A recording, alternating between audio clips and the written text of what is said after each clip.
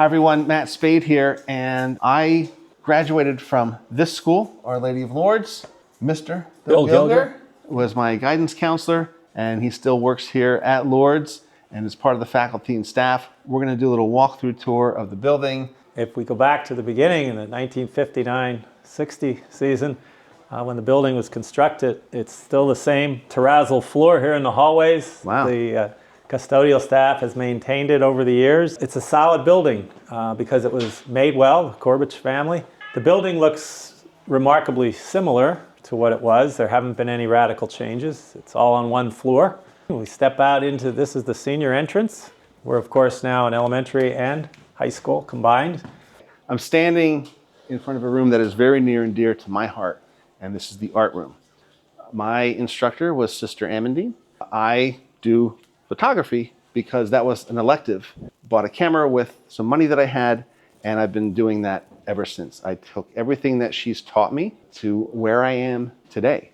I have to thank Sister Teresa of Avila for getting me to the school that I got to. I think I was in study hall. I forget what class I was in, but she came running in. Her face was all lit up, and she's, come here. Says, "Can I speak to Matthew?" I thought, what did I do now? No, I could tell by the look on her face, she was happy. She said, "I found this school for you." And it was the Art Institute of Philadelphia, which is the school that I ended up going to and getting my degree in. And I'm forever grateful that she gave me that opportunity. And of course, both of these instructors have passed, so I carry that with me. So now we're going to call in the current art department. I'll let you introduce yourself, buddy. Come on in. Hello, I'm Mr. Levins out at Lourdes. And Matt has brought me into this. So. Well, should we go in and see Sure. your room? Yeah, come on in, guys. Let's go here. You first. Oh, thank you. I'll follow. At the time, it was so it was a junior and senior elective, art and photography. So I had friends who were juniors, and we would share the classroom together. There were two or three rows of desks this way. So you sat next to someone, like right next to someone that way, because she could walk down the aisle and yell at you, teach you. Patrol. Yeah, patrol. Yes. Yeah, and you can see, Matt, just how much the art room has changed since you've been here. Now we have tables. Over to the right, we have a computer lab that we just had donated to us the other year. So we have a state-of-the-art 3D printer, state-of-the-art Macintosh, and then if you just take a look around, a little bit of everything from wood burning to paintings to ceiling tiles, which they learn mural design, to charcoal. I know it's not a dark room anymore. Yeah. Can we see that room? Sure. Yeah. Okay. So this is the Seeker Art Closet, or what was once the photography lab. Yeah. Okay. This was where I might have it reversed, but there was black and white and color. Mm-hmm. So the color was a machine that you would just put the film in and it would print it for you. Right. The black and white, you had to actually... It was the developer and the fixer. You had the light go on the paper and then, yep, exactly. Put it in the solution and wait. This is, I still have some of my photos that I took. This is important because I know we encourage kids today. It was a different time back then. So on the back of these photos, she didn't hesitate to say, bad composition, underexposed, too much cyan. Not to be mean, it was helpful. It was that you have to, know what you're doing wrong. Absolutely. And by the same token, she would say beautiful, excellent composition, excellent exposure. Mm-hmm. And that was Sister Amandine. Yeah. Here is our memorial wall where the names are listed of people whose families and friends have made donations in their memory to our school upon their passing. So you can see the extensive list of people who have had substantial amounts of money when they've passed, donated in their memory. And during people's toughest times, it's a wonderful thing to realize that they have thought of us at that point. There's Leon Corbich's name there you pointed to, who was involved with the construction, his company. There's Sister Amandine's name, about 4 or 5 down, that you were just referencing as your art teacher. Yeah, okay. Wow. I have several members of my family on there as well. Lourdes is very much a family-oriented school. We've been very fortunate for people's generosity to us. We are now in St. Bernadette's Chapel here at Lourdes. This is one of the unique features of a Catholic school. You're going to find a gym, you're going to find a library, you're going to find a computer room in every school virtually. But we've been fortunate enough right from the start with being Our Lady of Lourdes to have a chapel named in honor of St. Bernadette. And this is where students have the opportunity to have small class masses, very intimate settings. And on First Fridays, the religion classes often come down for adoration, the tradition of the Blessed Sacrament being exposed on the altar. Of course, it doesn't have to be First Friday, or it doesn't have to be a scheduled appointment of a Mass.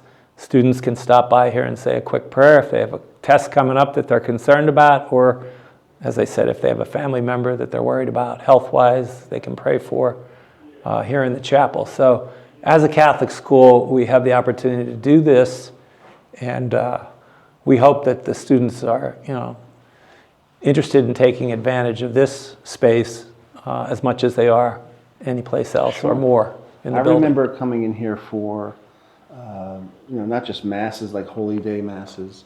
I want to say that there was, maybe this was junior, senior, like a retreat. A retreat? Yeah. Mm-hmm. So you would, every day you'd come in for an hour or so, and it was like a meditation, prayer kind of thing.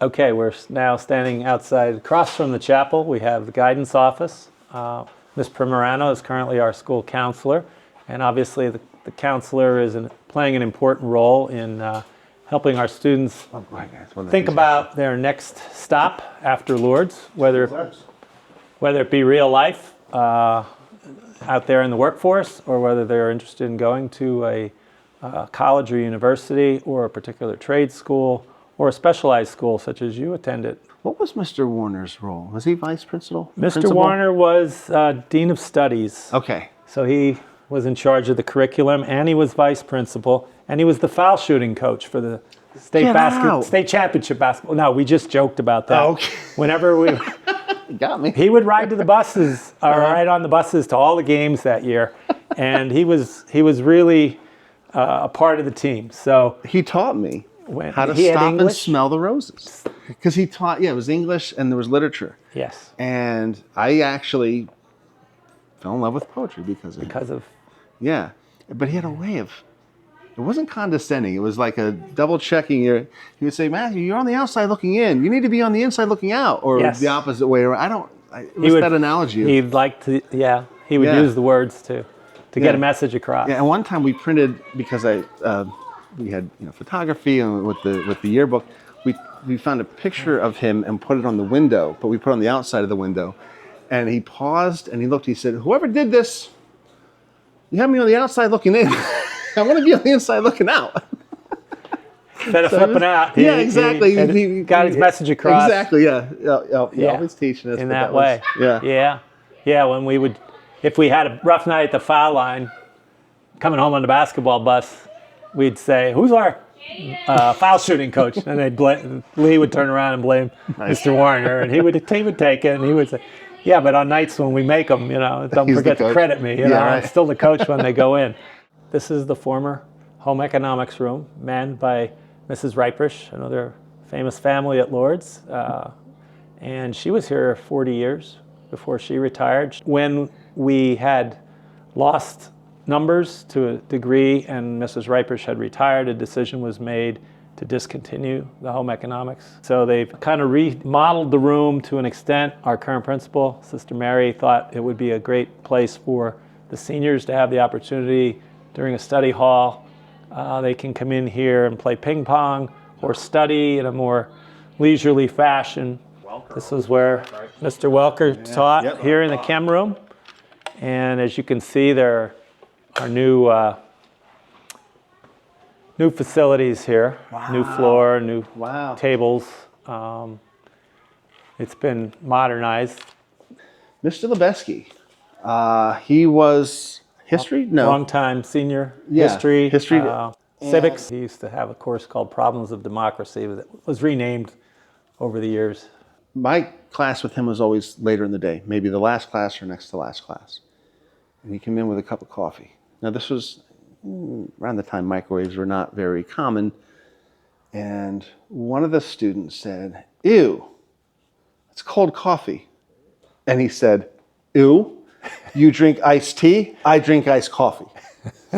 So I'm telling you, he was missed ahead of a his time. huge opportunity with that. He was always very fair, very boisterous, personality-wise, but a great man, great teacher. He was a legend here. Yeah. He taught for many years, and then he coached. At one point, he was coaching football as an assistant in the fall. He was the head wrestling coach, and then he was baseball coach in the spring.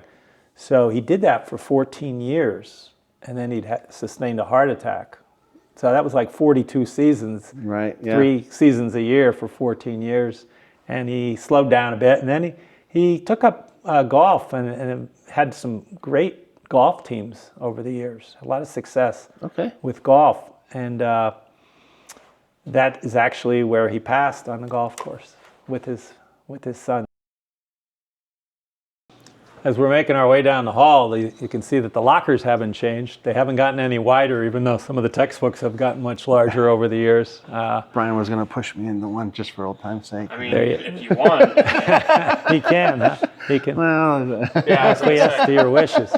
We're wandering into the Monsignor Thomas Leach Memorial Library that is no longer a library, actually.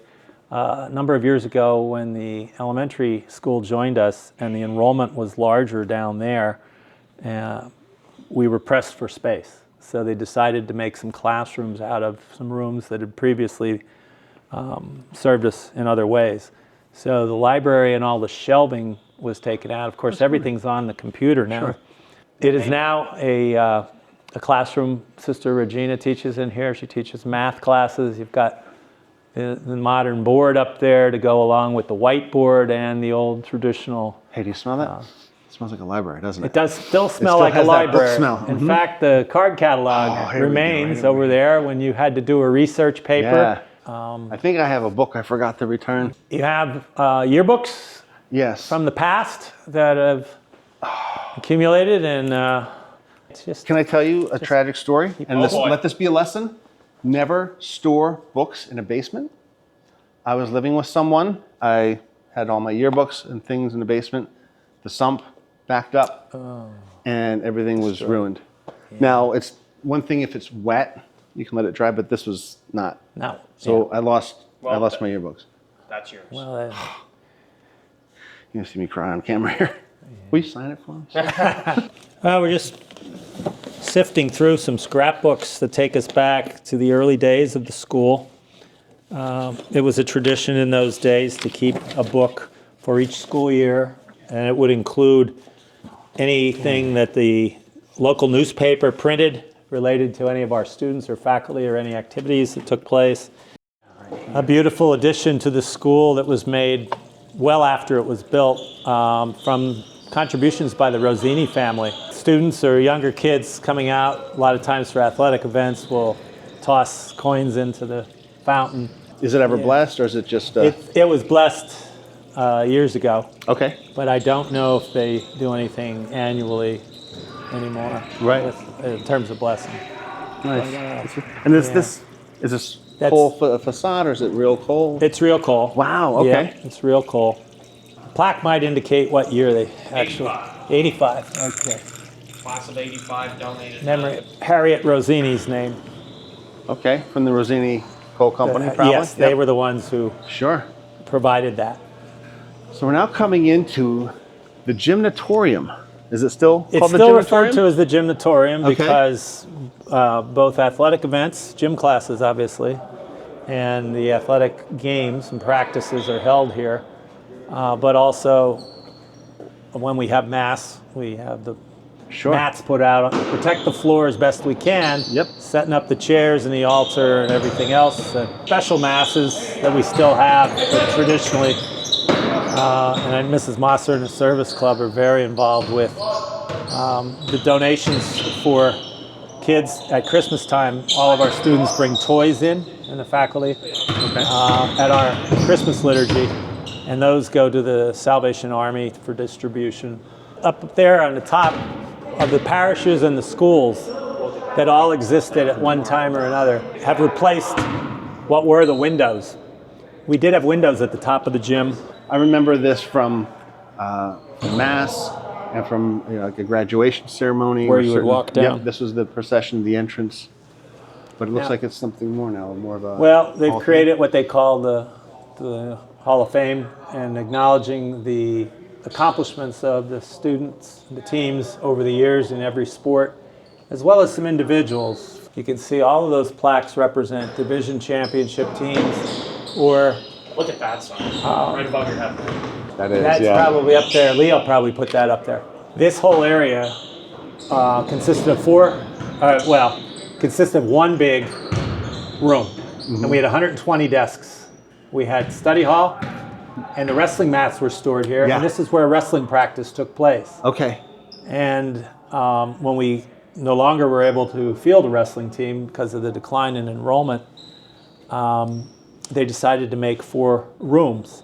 And for a while, they used this one side for a weight room. Okay. The weight room was here for a number of years, not too long. John Navi played in the ABA, which American Basketball Association was a professional league that competed with the NBA. Yeah. I mean, separate, but for talent, like the AFL with the Jets and the NFL back in the day. Ronnie Jabuski, who coached here for many years, football, basketball, and was drafted by the Cowboys.